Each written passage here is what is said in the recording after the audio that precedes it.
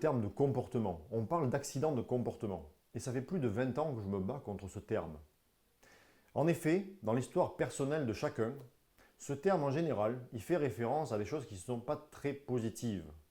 À quel moment a-t-on utilisé ce terme à votre encontre? Si vous réfléchissez un peu, les premiers qui l'ont utilisé, ce sont vos parents, et généralement, ce n'était pas en votre faveur. Et puis ensuite, vous avez eu les profs, les instituteurs ou les profs. Et là encore, sur le bulletin scolaire, dans la plupart des cas, quand le mot comportement est utilisé, c'est pas pour faire des compliments. Même sur les comités de direction que j'anime, quand je pose exactement cette question, les gens me disent « ouais, c'était pas vraiment extraordinaire ». Donc, première chose, c'était infantilisant comme référence puisque c'était en lien avec l'enfance. Et deux, c'est pas valorisant. Deuxième point pour lequel je trouve que c'est pas intéressant d'utiliser ce terme, c'est que quand je parle du comportement d'un individu, j'ai quand même tendance à laisser penser qu'on s'intéresse à ce qu'il est et non pas à ce qu'il fait. Et on va progresser en prévention quand on s'intéresse à ce que les gens font et non pas seulement à ce qu'ils sont. Factuellement, la règle est appliquée ou elle n'est pas appliquée. Factuellement, la mesure de prévention est choisie ou pas. Donc, on s'intéresse bien à des pratiques et non pas à des comportements.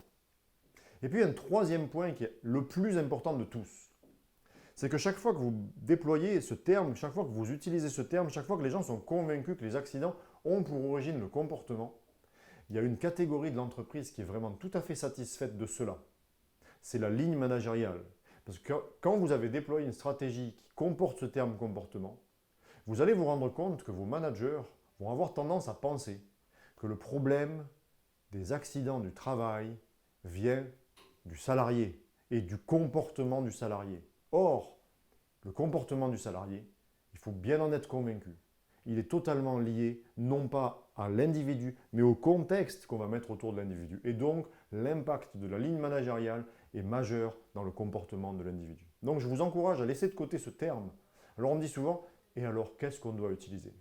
Mais vous avez tout simplement des termes comme façon de faire, des termes comme facteur humain. Mais on a des accidents qui sont en lien avec la façon de faire, des accidents qui sont en lien avec l'humain, mais peut-être pas avec le comportement.